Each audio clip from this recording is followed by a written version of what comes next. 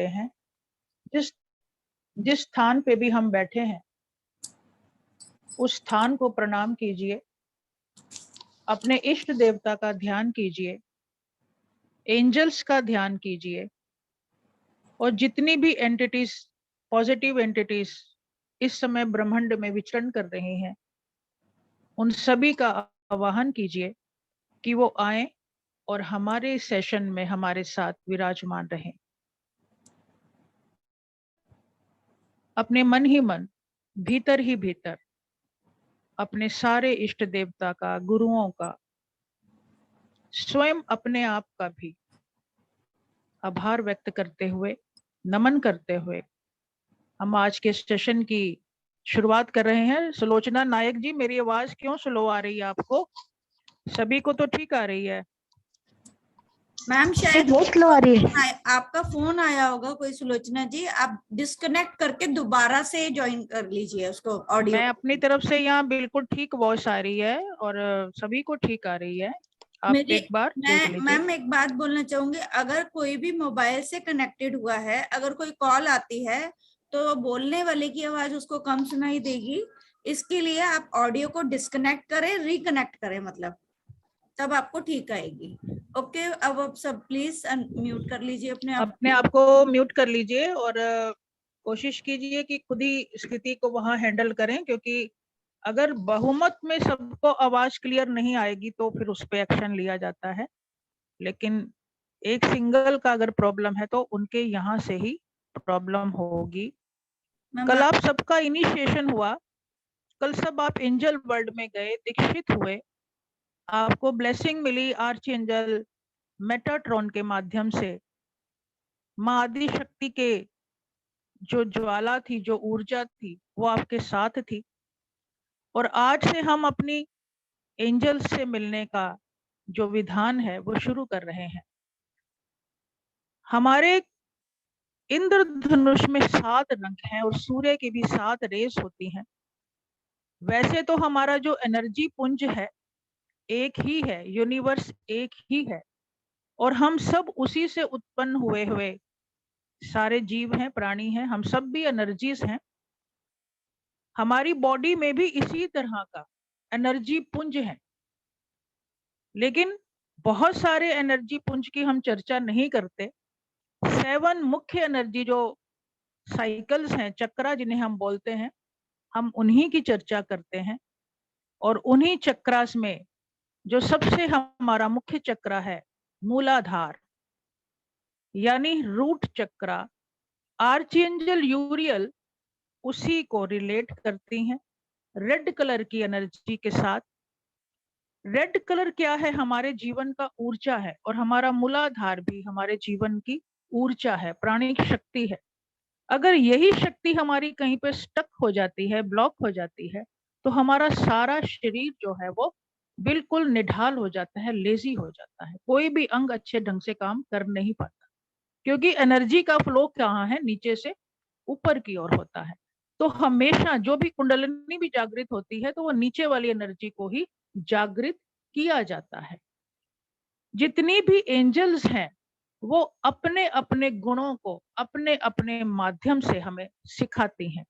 जब तक हमारे भीतर एंजलिक गुणों का विकास नहीं होगा, हम एंजल्स के साथ कनेक्ट नहीं हो सकते। तो हमारी जो 7 एंजल्स हैं, आर्चएंजल यूरियल, गैब्रियल, आर्चएंजल राफेल, आर्चएंजल माइकल, रेजियल एंड जेडकेल, ये हमारी 7 चक्रास को रिलेट करती है। और जैसे इंद्रधनुष के 7 रंग हैं, ऐसे इनको भी हम रंगों के माध्यम से इन्वोक करते हैं। तो आज की हमारी जो एंजल है, आर्ची एंजल यूरियल है, जिनका कलर रेड है, और ये अर्थ से जुड़ी है, धरती से जुड़ी है। धरती क्या है? सहनशीलता सिखाती है हमें, धैर्य रखना सिखाती है हमें, किसी भी परिस्थिति में स्थिति प्रज्ञ रहना सिखाती है हमें, शांति भाव में रहना सिखाती है। तो जो धरती का गुण है वो हम अपने भीतर ला सकें, ये आर्ची एंजल यूरियल अपने तरीके से हमें सिखाती है। हम विनम्र रहें, ग्रेटिट्यूड करते रहें, आभार व्यक्त करें, क्योंकि जितना भी हम विनम्र रहेंगे, ग्रेटिट्यूड करते रहेंगे, ब्लेसिंग्स के द्वार हमारे लिए खुलते चले जाते हैं। लेकिन होता इसके उलट ही है। जब हम इस धरती पे जन्म लेकर आते हैं तो हम भूल जाते हैं कि सोल लेवल पे हमने क्या क्या वादे किए थे कि हमें धरती पे भेज दीजिए, हम अपने कर्मा को रिलीज करेंगे। यहाँ आके हम किन्हीं और ही चक्रों में फंस जाते हैं। मटेरियलिस्टिक वर्ल्ड के जितने भी झमेले हैं, हम उनमें पड़ जाते हैं। हम जजमेंट करते हैं दूसरों की, हमेशा दूसरों से शिकायतें करते रहते हैं। उसने ये नहीं किया मेरे लिए, उसने ऐसा बोल दिया मेरे लिए, हमेशा शिकायत। एक्सेप्टेंस का भाव ही नहीं है तो ग्रेटिट्यूड तो कहाँ आएगा। और तो और हम अपने ईश्वर तक को नहीं छोड़ते जिसने हमें अनकंडीशनल लव दिया हुआ है। न जाने कितनी सौगातें हमें दी हुई हैं, पानी जल के माध्यम से, हवा के माध्यम से, सूर्य मून की एनर्जी के माध्यम से। उस इस धरती का तो हम बिल्कुल भी ग्रेटिट्यूड नहीं करते जो हमारे भार को वहन करती है। न जाने कितने ही जीव जंतु, कितने ही वनस्पतियां, कितने ही जंतु इस धरती पे विचरण करते हैं। क्या आपने कभी अपनी धरती माँ को प्रणाम करके उनका ग्रेटिट्यूड किया? शायद ही हम में से किसी ने किया हो। अब थोड़ी थोड़ी अवेकनिंग आ रही है, अवेयरनेस आ रही है, तो हम इस दिशा में आगे बढ़ रहे हैं। अगर हम धरती के गुण को अडॉप्ट कर पाए, उसकी सहनशीलता को, धैर्य को देख पाए, तो हमारे अंदर जितनी भी प्रॉब्लम्स हैं 90% सॉल्व होनी शुरू हो जाएंगी। क्योंकि सारी जो जंग है ही ईगो की, अभिमान की। जब हम विनम्र हो जाएंगे तो ईगो खत्म हो जाएगी, कोई झगड़ा ही नहीं रहेगा। झगड़े होते कहाँ हैं? तूने ये नहीं करा, तूने वो नहीं करा, तूने मुझे, मैंने तुझे ये दिया, तूने मुझे रिटर्न में ये नहीं दिया। एक्सपेक्टेशन, छोटी छोटी बातों पे झगड़े, मियाँ बीवी में झगड़े, सास ननद में झगड़े, सास बहू में झगड़े, भगवान से भी झगड़े। तुमने फलाने को इतना दे दिया, मुझे नहीं दिया। हम जितना भी ईश्वर ने हमें दिया है, अगर हम उसकी काउंटिंग करना शुरू करें तो एक दिन भी हम उनके बिना नहीं रह सकते। एक दिन पानी नहीं आता तो क्या हालत हो जाती है हमारी। सूर्य ना निकले एक दिन सर्दी के मौसम में तो क्या हालत हो जाएगी हमारी। चंद्रमा की शीतलता ना मिले तो हम कहाँ सो पाएंगे, पीस ऑफ माइंड नहीं आएगा हमारे भीतर। हमने क्या किया? जंगलों को काट दिया, हमने नदियों के पानी को दूषित करना शुरू कर दिया, हमने पेड़ काटे, हमने धरती को बहुत नुकसान पहुंचाया, जल को नुकसान पहुंचाया। हमने नेचर का सारा निजाम ही बिगाड़ दिया। और हुआ क्या? नेचर ने हमारा निजाम बिगाड़ना शुरू कर दिया। ये जितने भी पेंडेमिक जैसी स्थितियां हुई हैं, ये इसी वजह से हुई हैं कि हमने नेचर का निजाम बिगाड़ा है। और तो और हमने अपने शरीर को तक को नहीं बख्शा। जंक फूड खा खा के हमने अपने शरीर का कबाड़ा कर दिया। फिर जब हम बीमार होते हैं तो फिर हम बोलते हैं हमने खाया ही क्या था, एक पिज्जा ही तो खाया था। अपने शरीर को डस्टबिन बनाने का काम हम खुद ही करते हैं और बीमारियां फिर उसमें घर कर जाती। तो ऐसा ही हम अपने विचारों के माध्यम से भी करते हैं। अपने विचारों से हम अपने ब्रेन का इतना कचरा कर देते हैं, सारा दिन हम दूसरों के बारे में ही सोचते रहे, उसका इसका। अपने बारे में सोचने का हमें समय ही नहीं है। अब ये जैसे हमारी ये सत्संग चल रहे हैं, एनर्जी वाले ये सेशन चलते हैं, एंजल वाले सेशन चलते हैं, इसमें भी हमें देखते हैं कि कई प्रॉब्लम्स आ जाती हैं, 1 घंटा निकालना भी मुश्किल हो जाता है। जबकि इतनी डिवाइन एनर्जी हमारे यहाँ आने को बेताब है। एंजल्स खुद समय अपना ये सेशन कराते हैं और आना चाहते हैं। हमें यहाँ पे भी बहुत सारी समस्याएं दूसरों के बारे में सोचने पे आ जाती।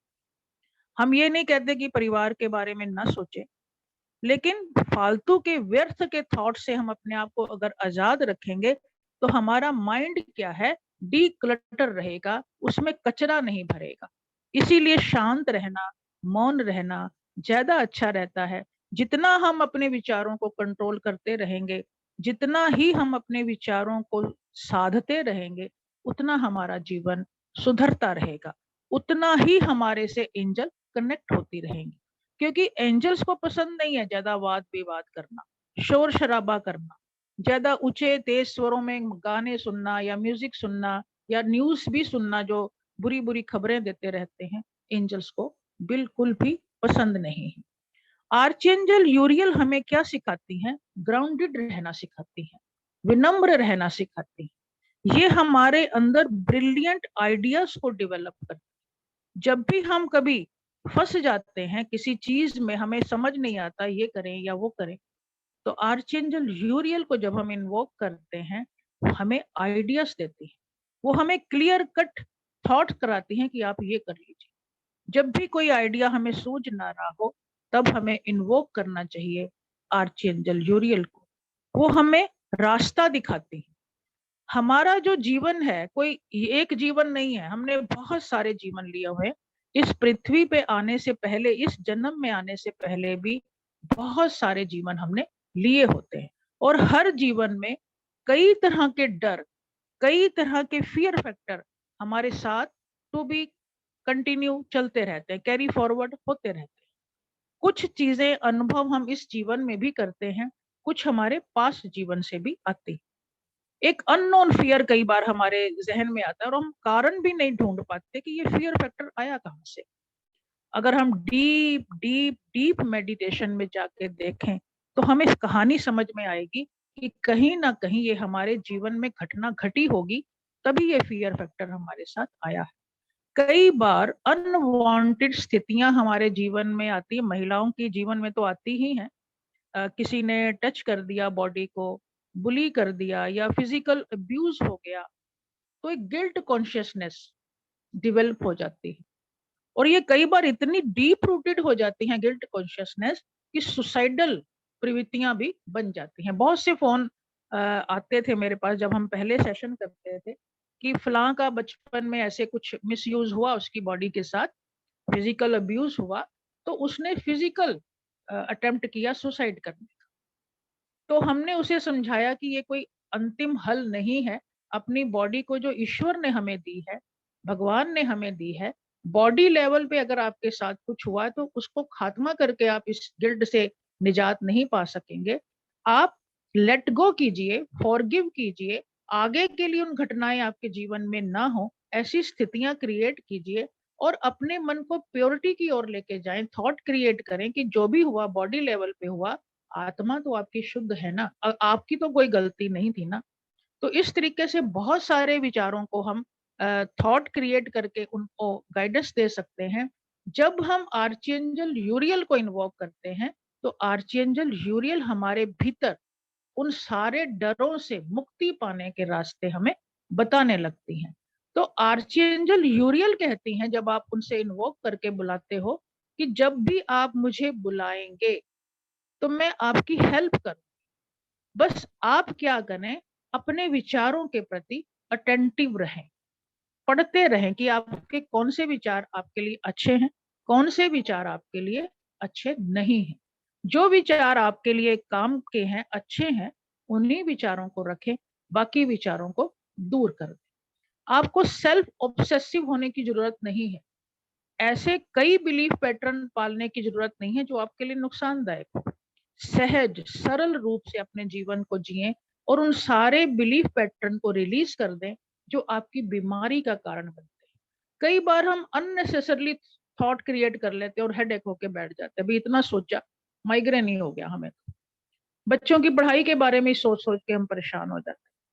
बच्चे को प्यार से समझाइए, उसकी अपनी जिंदगी है, उसकी गाइडलाइन है, गाइडलाइन बना दीजिए कि अगर आप ऐसा नहीं करेंगे तो ये जीवन में आपके साथ हो सकता है। उसके बाद आप उसे छोड़ दीजिए। जितना आप पीछे पड़ेंगे, उतने ही बच्चे आपके हाथ से दूर होते चले जाते, क्योंकि उनका भी अपना जीवन है। भले ही वो आपसे उपजे हैं, लेकिन उनका भी थॉट प्रोसेस हो सकता है। प्यार से आप उनसे बात करके उनके थॉट प्रोसेस के साथ मैच बिठाकर उनको सही रास्ता दिखा सकते हो। आप पेरेंट हैं, इसका मतलब ये नहीं है कि आप उनको मारेंगे, पीटेंगे या उनको किसी भी तरीके की जोर जबरदस्ती करके अपने जैसा बनाने की कोशिश कर रहे हैं। कोई भी इस दुनिया में एक जैसा नहीं हो सकता। आप यूनिक है, सामने वाला भी यूनिक है। भले ही हम ईश्वर की संतान हैं, उसी के अंश से उपजे हुए हैं, हमारे भीतर एक ही तरह की ज्योत जलती है। सोल लेवल पे हम सब एक जैसे हैं, लेकिन फिजिकल लेवल पे हम भिन्न हैं। हमारा एक नाम है, हमारी एक आइडेंटिटी है। क्यों है? क्योंकि हम अलग अलग माँ बाप से जन्मे हैं, हमारी अलग अलग यात्राएं रही हैं, अलग अलग हमने जीवन जिया है। मैं कुलविंदर भाटिया हूँ, मैंने अब सिख परिवार में जन्म लिया। जो मेरे पेरेंट के पेरेंट रहे होंगे उनका भी डीएनए मेरे अंदर होगा। भले ही मैं ज्योति हूँ, भले ही मैं एनर्जी हूँ, लेकिन मेरे पेरेंटल जो एनर्जीज के आ रही हैं डीएनए, वो तो मेरे ही रहेंगे ना, वो सामने वाले के कैसे हो सकते हैं। तो जो मेरा सोचने का तरीका है वो मेरा हो सकता है। मुझे सुबह नहा धो के किचन में जाना पसंद है, सामने वाले को 12 बजे नहाना पसंद है। तो ये कोई झगड़े की बात नहीं है, ये आपका सोचने का तरीका हो सकता है। मुझे लगता है नहा के किचन में जाएं तो शुद्धता होगी, अगले को लगता है कि सारा काम करके नहा लें तो सही रहता है। तो यहाँ कोई झगड़ा नहीं है, बिलीफ पैटर्न है। तो ये आर्चएंजल यूरियल हमें सिखाती है कि जैसे इस धरती पर अलग अलग तरह के जीव जंतु, पशु पक्षी, वनस्पतियां, आदमी अलग अलग रंगों के रह रहे हैं, ऐसे आप भी एडजस्ट करके सामंजस्य बिठाकर इस धरती पर, इस घर पे रहें।